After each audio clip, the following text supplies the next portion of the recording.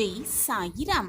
மற்றவர்கள் ரசிக்க ரசிக்க வாழ்வதை விட நம் மனம் நம்மை ரசிக்க வாழ்வதுதான் மகிழ்ச்சியையும் சந்தோஷத்தையும் ஆனந்தத்தையும் அள்ளி அள்ளி கொடுக்கும். நம் மனம் ரசிக்க வாழ கற்றுக்கொள்ளலாம், சந்தோஷமாக இருக்கலாம், மன நிம்மதியோடு வாழலாம். ஜெய் சாயிராம். ஜெய் ஜெய் சாயிராம். நம்ம சாயன்பர்கள் எல்லாரும் எப்படி இருக்கீங்க? எல்லாரும் நல்லா இருப்போம். ஓம் சாயிராம். என் அன்பு குழந்தா, காலையிலிருந்து உன்னிடம் பேசுவதற்காக, உன் மன சுமையை குறைப்பதற்காக, உன்னிடம் ஒரு நல்ல செய்தியை சேர்ப்பதற்காகவே உன் அப்பா ஆவலோடு காத்து கொண்டிருக்கிறேன். என் மீது முழுமையாக நம்பிக்கை வைத்திருக்கும் என் பிள்ளையே, நான் சொல்வதை முழுமையாக கேள். நீ எதிர்பார்த்த வெற்றி செய்திதான் உன்னை தேடி வந்திருக்கிறது. இந்த காலை வேளையில் புதிய கதவொன்று உனக்காக திறக்கப் போகிறது. ஆம் குழந்தையே, நீ எதிர்பார்த்த அதே வெற்றி செய்திதான் உன் வீடு தேடி வந்திருக்கிறது. அதிர்ஷ்டத்தோடு, மிகப்பெரிய அதிர்ஷ்டத்தோடு உன் அப்பா உன் வீட்டு வாசலில் நின்று கொண்டிருக்கிறேன். உன் மீது முழு நம்பிக்கையோடு இருக்கிறேன். என் மீது முழு நம்பிக்கையாக இருக்கும் என் பிள்ளைக்காக அதிர்ஷ்டத்தோடு காத்து கொண்டிருக்கிறேன். எல்லோர் வாழ்விலும் அடுத்த நொடி என்ன நடக்கப் போகிறது, என்ன நிகழப்போகிறது என்ற ஆச்சரியத்தில்தான், என்ற கேள்விக்குறியில்தான் எல்லோர் வாழ்விலும் ஓட்டம் ஓடிக்கொண்டே இருக்கிறது. அந்த ஓட்டத்தில் எப்படி முன்னேற வேண்டும், வெற்றியை அடைய வேண்டும் என்ற சிந்தனை ஒவ்வொரு மனதிலும் எழுந்து கொண்டிருக்கிறது, மிக மிக தீர்க்கமாக. மேலும் சில பேர் எதற்காக ஓடுகிறோம், எதற்காக நடந்து கொண்டிருக்கிறோம் என்று தெரியாமலேயே அவர்கள் செயலை செய்து கொண்டிருக்கிறார்கள். அப்படி எல்லோரிடத்திலும் ஓட்டம் மட்டும்தான் கண்களுக்கு தெரிகிறது. அடைய வேண்டிய இலக்கை அடைவதற்கான எண்ணம் மட்டுமே அவர்கள் மனதில் இருக்கிறது.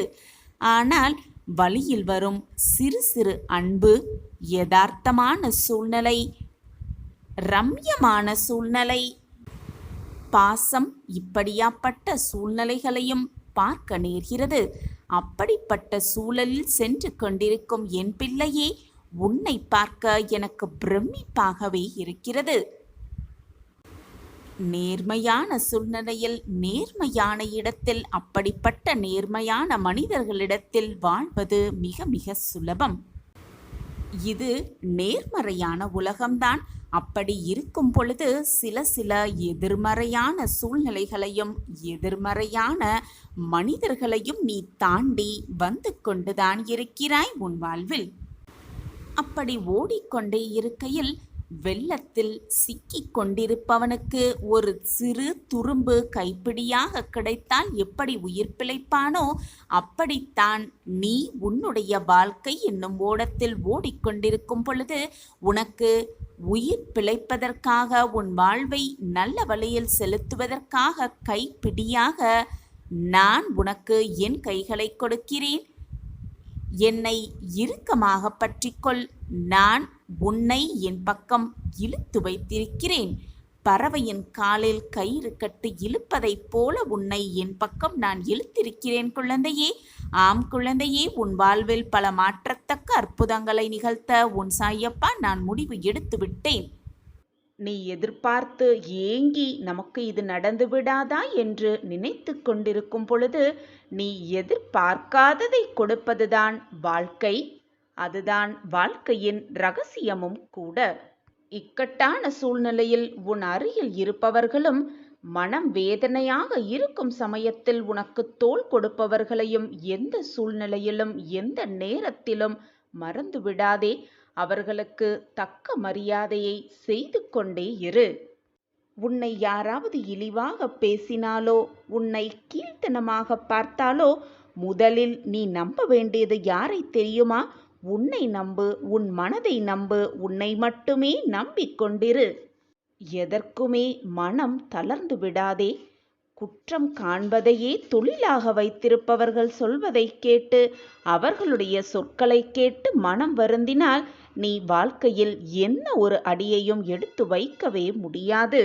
ஏனென்றால் அவர்கள் உன் மனம் காயப்பட வேண்டும் என்பதை மட்டுமே குறிக்கோளாக வைத்து நகர்ந்து கொண்டிருக்கிறார்கள். ஆனால் நீ அவர்களுடைய பேச்சை கேட்டு மனம் ததும்பி வெதும்பி என்ன செய்வது ஏது செய்வது என்று நீ அப்படியே உட்கார்ந்திருந்தால் உன்னால் வாழ்க்கையில் எந்த அடியையும் எடுத்துக்கூட வைக்கவே முடியாது. அனைத்தையும் நான் பார்த்து கொண்டிருக்கிறேன். கவலையை விடு, நல்லதை மட்டுமே நினை, நல்லது மட்டுமே உன் வாழ்வில் நடக்கும். எப்பொழுதும் நான் இதை உனக்கு உணர்த்தி கொண்டே இருக்கிறேன். எப்பொழுதும் நல்ல எண்ணங்களோடு இரு, நல்ல சிந்தனைகளோடு இரு.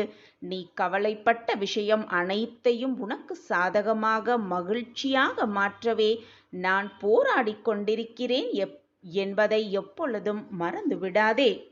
நீ அன்பாக இருந்தாலும் சரி, கோபமாக இருந்தாலும் சரி, அதை புரிந்து கொள்பவர்களிடம் மட்டுமே அந்த அன்பையும் கோபத்தையும் காட்டு.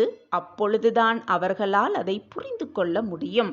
அப்படி இல்லாமல் உன் அன்பையும் கோபத்தையும் உன் பாசத்தையும் வெறுப்பையும் உன்னை யாரென்றே புரிந்து கொள்ளாதவர்களிடம் நீ காட்டினால் உன்மேல் அவர்கள் வெறுப்பு தான் அதிகமாகுமே தவிர உன்மீது எதுவுமே வரவே வராது. அது மட்டுமல்லாமல் எந்த மாற்றமும் நிகழவும் நிகழாது. உன்னுடைய அன்பையும் கோபத்தையும் நீ தவறான இடத்தில் காட்டினால் நீதான் மீண்டும் விமர்சிக்கப்படுவாய் என்பதை எப்பொழுதும் நினைவில் வைத்துக்கொள். நீ தெரிந்தோ தெரியாமலோ செய்யும் கெட்ட காரியங்களின் பலன்கள் உனக்கு உடல் நோயாகவோ அல்லது மன நிம்மதி இல்லாமலோ அல்லது துன்பமாகவே உன் வாழ்க்கையில் உருவெடுத்து உன்னை வாட்டி வதைக்கும்.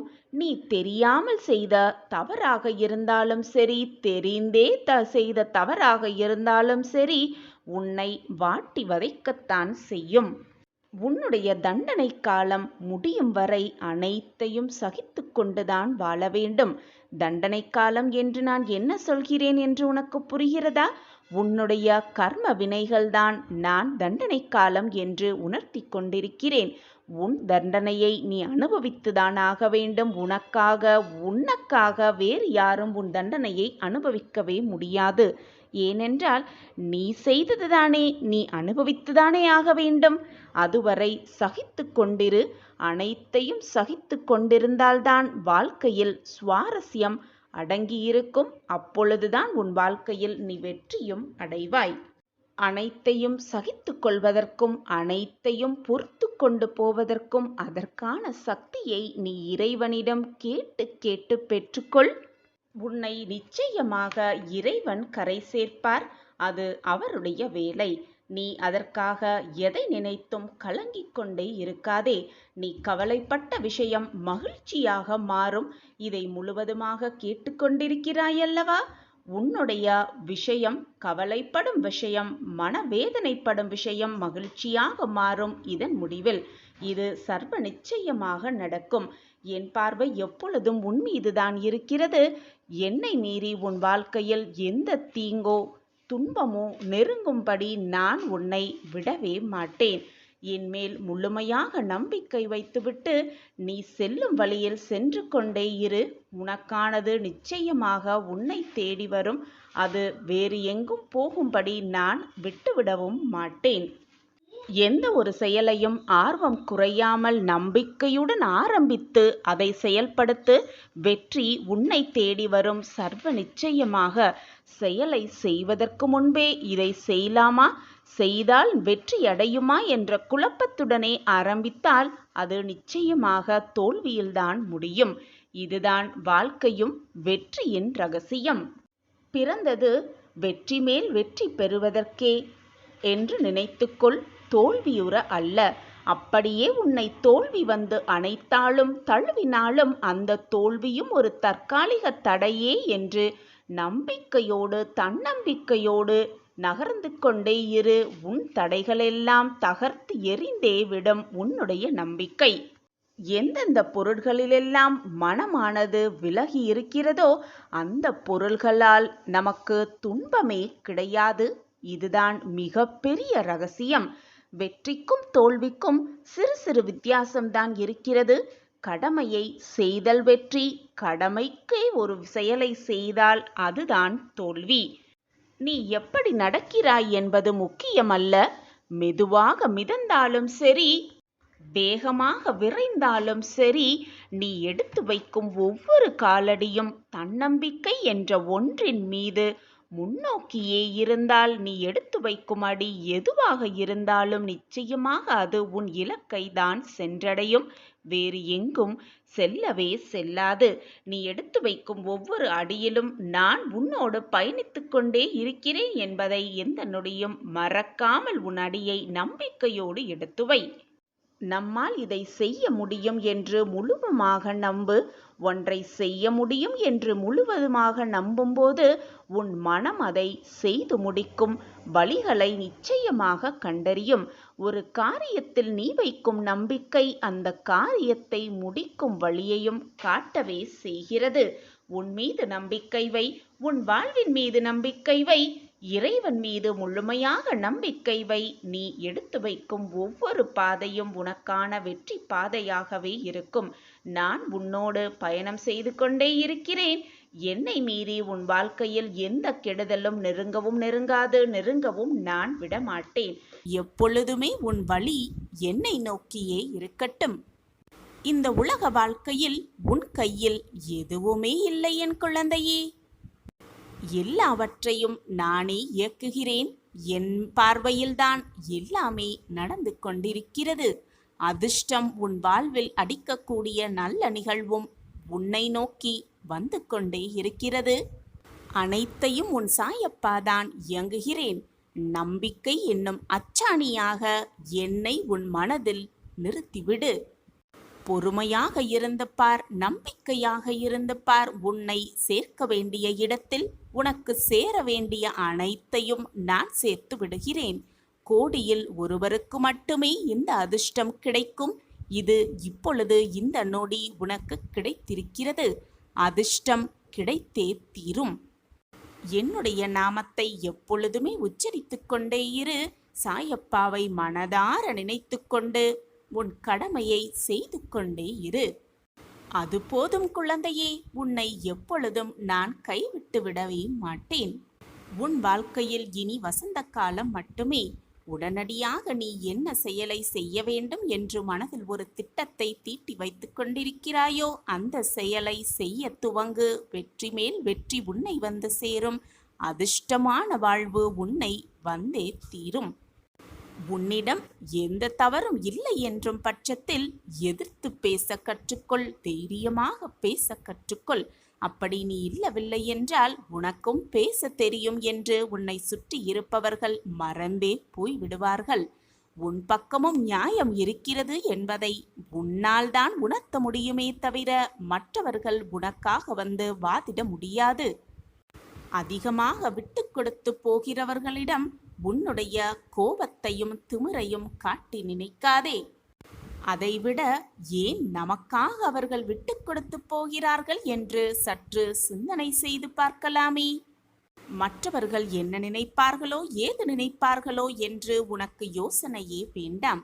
உன் வாழ்க்கையில் உன் மனதிற்கு எது நல்லது என்று உனக்கு தென்படுகிறதோ, உன் மனதிற்கு சரி என்று எது உனக்கு உணர்த்துகிறதோ அதை மட்டுமே நீ செய்தால் போதும். மற்றவர்களுக்காக உன் வாழ்க்கையை மாற்றிக்கொள்ள எண்ணாதே.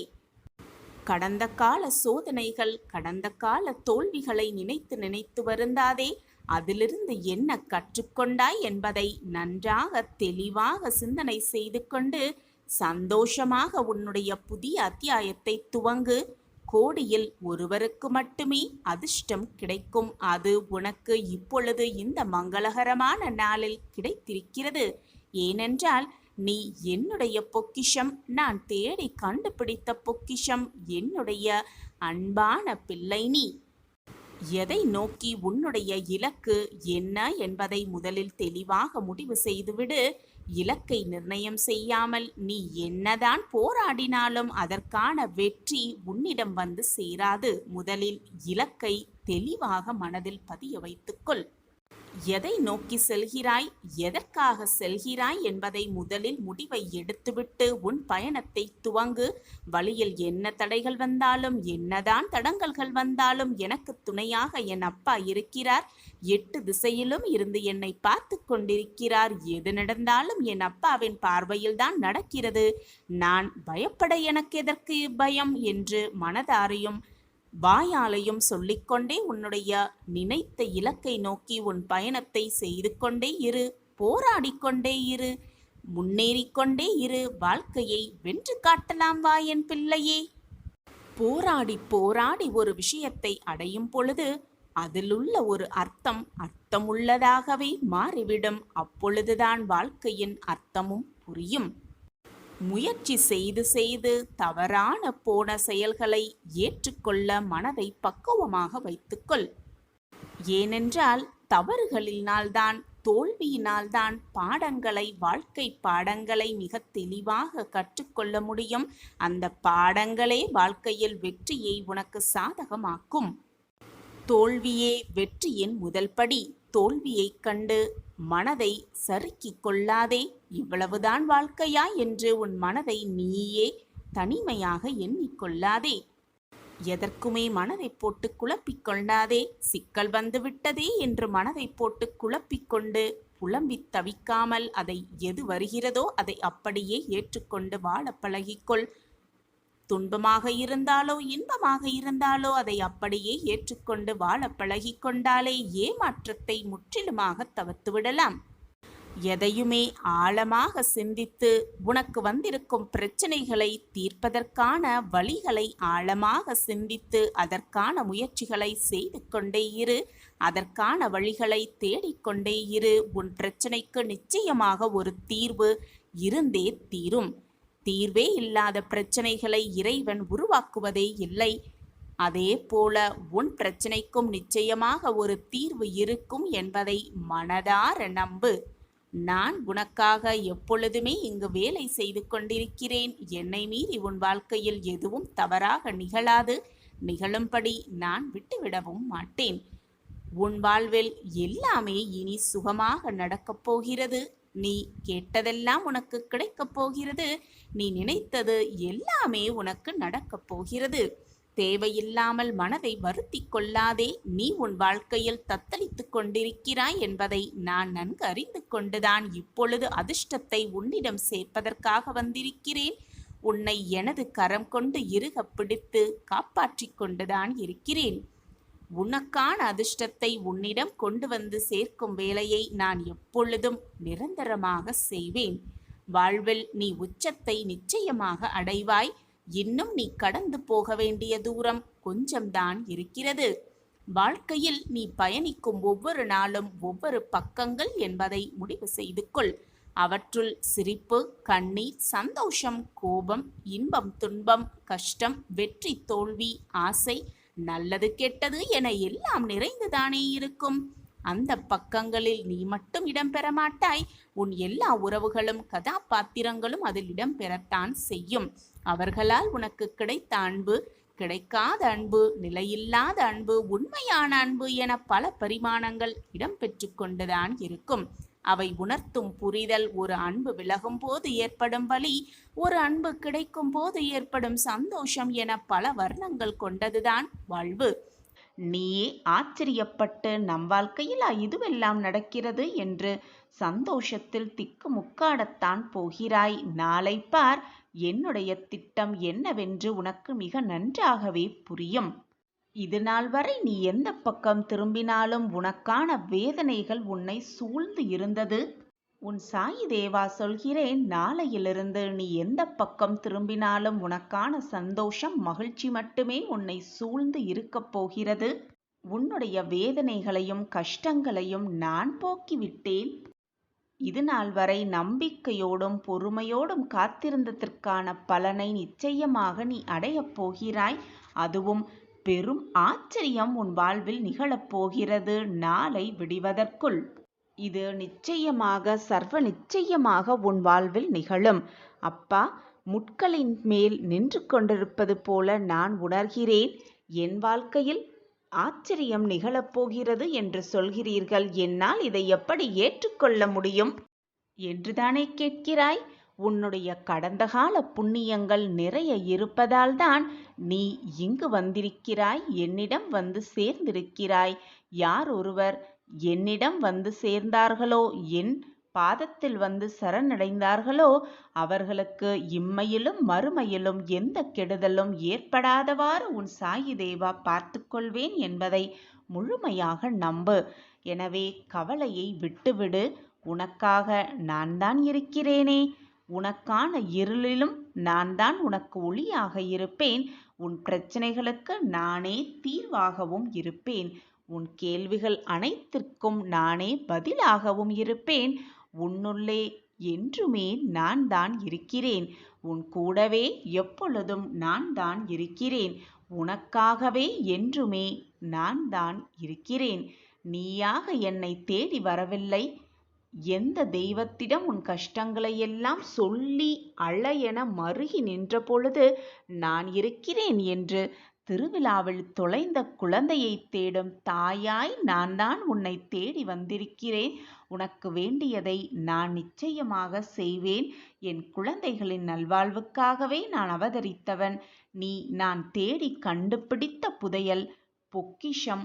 அந்த புதையலை திரும்பவும் மண்ணில் வீசி எறிய நான் விடவே மாட்டேன். என்னுடைய ஆசிர்வாதமும் பரிபூரண அருளும் எப்பொழுதுமே உனக்கு உண்டு.